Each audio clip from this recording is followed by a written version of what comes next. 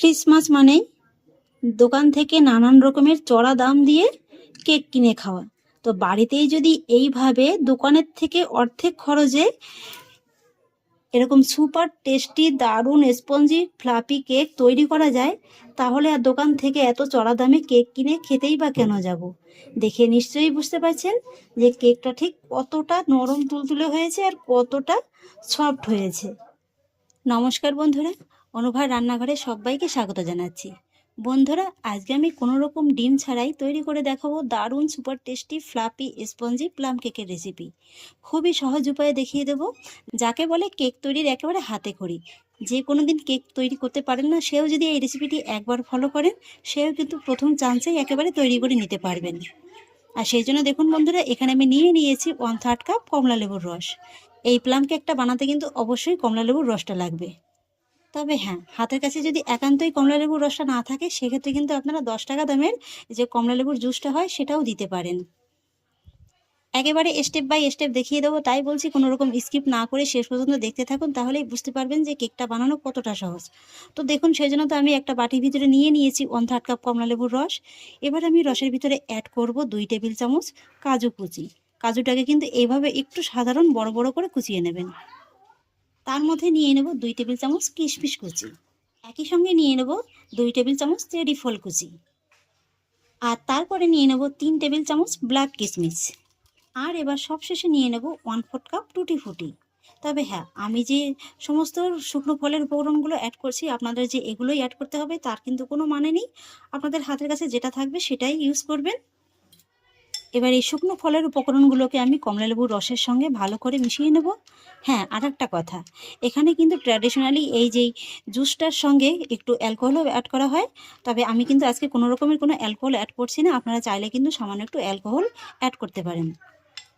ব্যাস, শুকনো ফলের উপকরণগুলো আমি খুব ভালোভাবে মিশিয়ে নিয়েছি। আর এবার আমি জুসের সঙ্গে ফলগুলোকে এইভাবে ভিজিয়ে রাখবো মিনিমাম 1 ঘন্টা।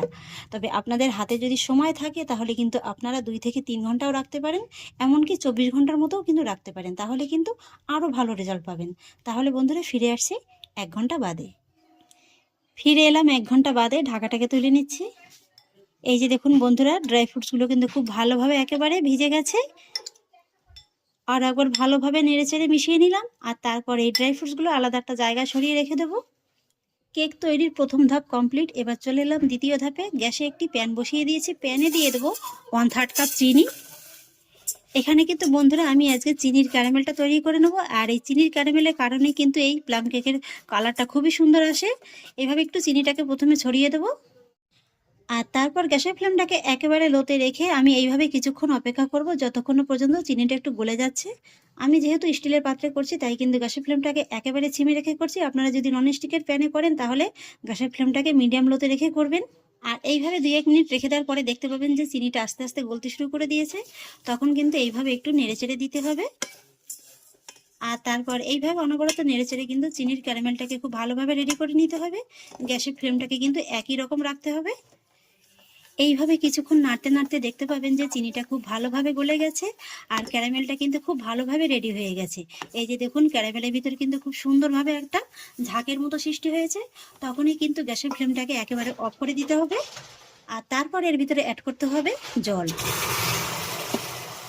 এইভাবে কিন্তু অল্প অল্প করে জলটা অ্যাড করবেন, একবারে কিন্তু খুব বেশি দিয়ে মেশাতে যাবেন না, তাহলে কিন্তু বিপদ হতে পারে। আর এখানে ঠিক যতটা পরিমাণে চিনি নেওয়া হবে ততটা পরিমাণে কিন্তু জল অ্যাড করতে হবে। আমি 1/3 কাপ চিনির জন্য 1/3 কাপই কিন্তু জলটাই নিয়েছি। আর এবার কিন্তু এই ক্যারামেলটাকে জলের সাথে খুব ভালোভাবে মিশিয়ে নিতে হবে। আর তারপর ক্যারামেলটা যখন খুব ভালোভাবে গলে যাবে, তখন গ্যাসের ফ্লেমটাকে আবারও অন করে একেবারে ছিমিয়ে রেখে এই ক্যারামেলটাকে আরও 2 থেকে 1 মিনিটের মতো একটু ফুটিয়ে নিতে হবে। আরও 2-1 মিনিট এইভাবে একটু ফুটিয়ে নেওয়ার পরে কিন্তু ক্যারামেলটা পারফেক্টলি রেডি হয়ে যাবে। আর তখনই গ্যাসের ফ্লেমটাকে অফ করে দিতে হবে। আর এই যে দেখুন বন্ধুরা, এখন কিন্তু ক্যারামেলের রংটা খুব সুন্দর এসছে। এবার আমি কেকের ব্যাটারটা রেডি করে নেব। আর সেই জন্য একটি বোলের ভিতরে নিয়ে নিচ্ছি 1/4 কাপ লিকুইড দুধ। তার মধ্যে নিয়ে নিচ্ছি 1/4 কাপ সাদা তেল। এবার তেল আর দুধটাকে খুব ভালোভাবে ফেটিয়ে নেব।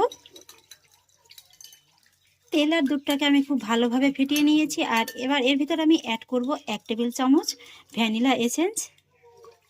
আরও একবার মিশিয়ে নেব। আরও একবার একটু ভালোভাবে মিশিয়ে নিয়েছি। আর এবার আমি এর ভিতরে অ্যাড করব 1 কাপ ময়দা, আর সেই সঙ্গে অ্যাড করব সামান্য একটু লবণ। এবার লবণ আর ময়দাটাকে খুব ভালোভাবে চেলে নেব।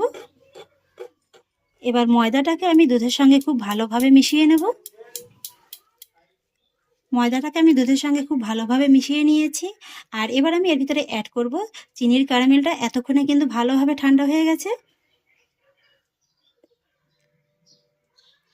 পুরোটা একবারে দেব না, পরে যদি প্রয়োজন হয় দিয়ে দেব। ভালোভাবে মিশিয়ে নেব। ক্যারামেলটাকে আমি ময়দার সঙ্গে খুব ভালোভাবে মিশিয়ে নিয়েছি। আর এবার এই ব্যাটারের ভিতরে আমি অ্যাড করব ভিজিয়ে রাখা শুকনো ফলের উপকরণগুলো। ভালোভাবে মিশিয়ে নেব। আর এইভাবে যখন একটু ভালোভাবে মেশানো হয়ে যাবে, তখনই আমি এর ভিতরে অ্যাড করব এই যে দেখুন কিছুটা পরিমাণে গোটা গরম মশলা একসঙ্গে গুঁড়ো করে নিয়েছি, দিয়ে দেব। আর তারপর দিয়ে দেবো কিছুটা পরিমাণে জায়ফল, এইভাবে একটু গ্রেট করে দেব। এইভাবে প্লাম কেকে কিন্তু এই উপকরণগুলো অবশ্যই অ্যাড করবেন। ব্যাস অল্প একটু দিলেই হয়ে যাবে। আর তারপরে অ্যাড করব 1/4 কাপ গুঁড়ো করা চিনি, একটু চেলে নেব। এবার আরও একবার ভালোভাবে মিশিয়ে নেব। আর বন্ধুরা, পরে কিন্তু আমার আর চিনির ক্যারামেলটা অ্যাড করতে হয়নি, যতটুকু দিয়েছিলাম ততটুকুতেই হয়ে গেছে। আপনাদের পরে দেখিয়ে দিচ্ছি যে আমার ঠিক কতটা বেঁচে গেছে। আপনারা চাইলে কিন্তু এই সময় সামান্য একটু আমন্ড কুচিও অ্যাড করতে পারেন। আমি শুরুতে দিতে ভুলে গিয়েছিলাম, তাই এখন দিয়ে দিচ্ছি। মোটামুটি হাতের কাছে যেসব শুকনো ফলের উপকরণগুলো থাকবে সেগুলোই অ্যাড করবেন। আর একবার ভালোভাবে মিশিয়ে নেব। ব্যাস মোটামুটি কেকের ব্যাটারটা আমার প্রায় রেডি করা হয়ে গেছে। এবার আমি আপনাদের ঘনত্বটা দেখিয়ে দিচ্ছি। এই ঘনত্বটা কিন্তু একটু ঘন ধরনের হবে অন্য কেকের তুলনায়। আর আপনাদের দেখিয়ে দিচ্ছি এখানে ঠিক কতটা পরিমাণে আমি চিনির ক্যারামেল নিয়েছিলাম। এই যে দেখুন বন্ধুরা, 3/2 ভাগ মতো কিন্তু আমি নিয়েছি, 1 ভাগের মতো কিন্তু থেকে গেছে। আর এবার আমি ব্যাটারটিকে ঢাকা চাপা দিয়ে 10 মিনিটের মতো একটু রেস্টে রেখে দেবো। ফিরে এলাম 10 মিনিট বাদে। এই যে দেখুন বন্ধুরা, ব্যাটারটা কিন্তু আগের তুলনায় একটু ঘন হয়েছে, এই যে দেখুন। আর ফাইনালি আমি এবার এই ব্যাটারের ভিতরে অ্যাড করব 3 টেবিল চামচ গুঁড়ো দুধ। এটা সম্পূর্ণই অপশনাল, হাতের কাছে না থাকলে না দিলেও চলবে। সেই সঙ্গে অ্যাড করব 1 চা চামচ বেকিং পাউডার, আর অ্যাড করব 1/2 চা চামচ বেকিং সোডা। উপকরণগুলোকে একটু ভালোভাবে চেলে দিয়ে দেব। আর তারপর দিয়ে দেব 1 চা চামচের মতো ভিনিগার। এতে করে বেকিং পাউডার আর বেকিং সোডাটা খুব সুন্দরভাবে অ্যাক্টিভ হয়ে যাবে। এবার ফাইনালি এই সমস্ত উপকরণগুলোকে আমি খুব ভালোভাবে মিশিয়ে নেব। ফাইনালি আমার ব্যাটারটি কিন্তু একেবারে পারফেক্টলি রেডি হয়ে গেছে। আর এবার আমি কেকের ব্যাটারটা মোল্ডের ভিতর ঢেলে নেব। এখানে আমি 6 ইঞ্চির পরিমাণে একটা মোল্ড এইভাবে একটু বাটার পেপার দিয়ে আর সাদা তেল দিয়ে ভালোভাবে ব্রাশ করে লাগিয়ে নিয়েছি। ব্যাটারটিকে এইভাবে একবার ভালোভাবে ছড়িয়ে দেব। আর তারপর হালকা হাতে এইভাবে একবার ট্যাপ করে নেব, এতে করে ভিতরের এয়ার বাবলসটা খুব ভালোভাবে বেরিয়ে যাবে। এবার আমি কেকটাকে গ্যাসের উনুনে আর কড়াইতেই বেক করে নেব। আর সেই জন্য একটা কড়াইকে আমি লো ফ্লেমে এইভাবে 10 মিনিটের মতো রেখে প্রিহিট করে নিয়েছি। আর তার মধ্যে বসিয়ে দিয়েছি একটা স্ট্যান্ড। কেকের বাটিটা সাবধানে বসিয়ে দেব। আর তারপরে এই কেকটাকে ঢাকা চাপা দিয়ে আমি লো ফ্লেমেই বেক করে নেব 50 থেকে 55 মিনিটের মতো সময় নিয়ে। ঢাকাতে কোনো ছিদ্র থাকলে অবশ্যই কিন্তু এভাবে আটকে দিতে হবে। তবে আর ঠিক 40 থেকে 45 মিনিটের মাথায় আপনারা একবার ঢাকাটাকে এইভাবে তুলে নেবেন। আর তুলে নেওয়ার পরে দেখতে পাবেন যে কেকটা খুব সুন্দরভাবে কিন্তু সমানভাবে ফুলতে শুরু করে দিয়েছে। আর ঠিক এই পর্যায়ে এর উপর থেকে ছড়িয়ে দিতে হবে কিছুটা পরিমাণ ড্রাই ফ্রুটস। এইভাবে কিন্তু ঠিক 40 থেকে 45 মিনিটের মাথায় আপনারা এইভাবে ড্রাই ফ্রুটসগুলো দিয়ে দেবেন। তা নাহলে এগুলো যদি আপনারা শুরুতেই দিয়ে দেন না কেক বেক করার, তাহলে এই যে কেকটা ফোলার কারণে কিন্তু এই ড্রাই ফ্রুটসগুলো সব ভিতরে ঢুকে যাবে। প্রথমে কয়েকটা কাজু ছড়িয়ে দিয়েছি, এবার দিয়ে দেবো কয়েকটা চেরি ফল। তারপরে দিয়ে দেবো কয়েকটা ব্ল্যাক কিশমিশ। এবার ছড়িয়ে দেবো কয়েকটা রেগুলার কিশমিশ। তারপরে ছড়িয়ে দেবো কিছুটা পরিমাণে টুটি ফুটি। আর তারপরে দেখুন ছড়িয়ে দেবো কিছুটা পরিমাণে পামকিন সিডস। ব্যাস সমস্ত কিছু এইভাবে একটু ছড়িয়ে দেওয়ার পরে বাকি সময়টুকু একই রকম ভাবে ঢাকা চাপা দিয়ে আমি কেকটাকে বেক করে নেব। এবার আপনাদের ফাইনালি কেকটাকে দেখিয়ে দিচ্ছি। এই যে দেখুন বন্ধুরা, কেকটা কত সুন্দর বেক হয়ে গেছে, দেখতে দেখুন কতটা লোভনীয় লাগছে। এবার একটা টুথপিকের সাহায্যে আপনাদের কেকটা দেখিয়ে দিচ্ছি যে ঠিকঠাক বেক হয়েছে কিনা। এই যে দেখুন বন্ধুরা, টুথপিকের গায়ে কিন্তু একদমই কোনো রকম ভাবে ব্যাটারটা লেগে যায়নি, তার মানে কিন্তু কেকটা একেবারে ঠিকঠাক বেক হয়ে গেছে। আর এবার আমি গ্যাসের ফ্লেমটাকে অফ করে দেব। আর তারপরে গরম গরম কেকের উপর থেকে ব্রাশ করে দেবো সামান্য একটু মেল্টেড বাটার। এতে করে আর কিছুই না, কেকটা দেখতে একটু সুন্দর লাগবে আর খেতেও কিন্তু একেবারে দোকানের মতো লাগবে। বাড়িতে বসেই যদি এইভাবে দোকানের থেকে অর্ধেক খরচে প্লাম কেক তৈরি করা যায়, তাহলে আর কেন চড়া দাম দিয়ে আমরা দোকান থেকে প্লাম কেক কিনে খেতে যাব। এইভাবেই কিন্তু আপনারা খুব সহজেই বাড়িতেই প্লাম কেক তৈরি করে নিতে পারেন। ব্যাস বাটারটা যখন খুব ভালোভাবে ব্রাশ করা হয়ে যাবে, তখন কিন্তু এই কেকের বাটিটাকে এইভাবে কড়ার ভিতরে ঢেকে রেখে দিতে হবে প্রায় 30 মিনিটের মতো। মোটামুটি কেকটা যতক্ষণ না খুব ভালোভাবে ঠান্ডা হচ্ছে ততক্ষণই কিন্তু রেখে দিতে হবে। কেকটাকে ঠান্ডা করে নিয়ে ফিরে এলাম। এবার একটা চাকুর সাহায্যে এইভাবে একটু কাগজটাকে মোল্ড থেকে ছাড়িয়ে নেব। আর তারপর একটা প্লেট রেখে কেকটাকে একটু ডিমোল্ড করে নেব।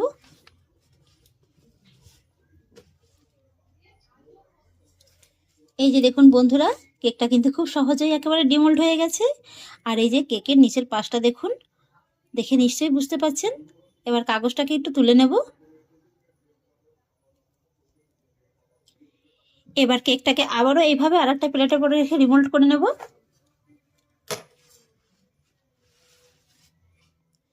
তারপর এইভাবে খুব সাবধানে সাইডের কাগজটাকেও ছাড়িয়ে নেব। আশা করছি আপনারা নিশ্চয়ই দেখে বুঝতে পারছেন যে কেকটা ঠিক কতটা লোভনীয় হয়েছে। সাইডটা দেখুন শুধু একবার কতটা জালিদার হয়েছে। আর কেকটা দেখুন বন্ধুরা, এটা কিন্তু আর আলাদা করে বলার কিছুই নেই।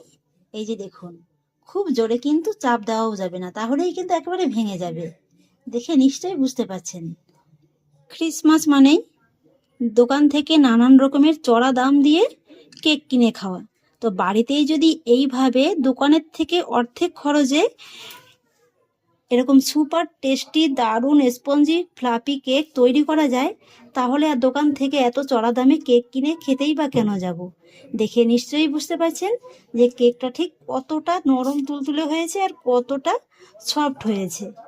এই কেকটা এতটাই নরম তুলতুলে হয় যে মুখে দেওয়ার সাথে সাথেই কিন্তু একেবারে মিলিয়ে যাবে। এই যে দেখুন বন্ধুরা, দেখে নিশ্চয়ই বুঝতে পারছেন যে কেকটা ঠিক কতটা জালিদার হয়েছে আর কতটা নরম তুলতুলে হয়েছে। এতটাই নরম যে এটা কিন্তু খুব বেশি জোরে চাপ দেওয়াও যাবে না, একেবারে ভেঙে যাবে। তাহলে আশা করছি বন্ধুরা, আমার আজকের এই rich fruit plum cake recipe আপনাদেরও খুব ভালো লেগেছে। যদি ভালো লেগে থাকে তাহলে আমাকে অবশ্যই একটা লাইক এবং কমেন্ট করবেন, সেই সঙ্গে বন্ধুদের সঙ্গে শেয়ার করবেন। আর প্লিজ বন্ধুরা, যদি আমার পরিবারের নতুন সদস্য হয়ে থাকেন তাহলে একটা সাবস্ক্রাইব করে পাশে থাকা বেল আইকনটি প্রেস করে দেবেন। ফিরে আসছি এরকমই পরের অন্য কোনো নতুন রেসিপি নিয়ে। সবাই ভালো থাকুন, সুস্থ থাকুন। ধন্যবাদ।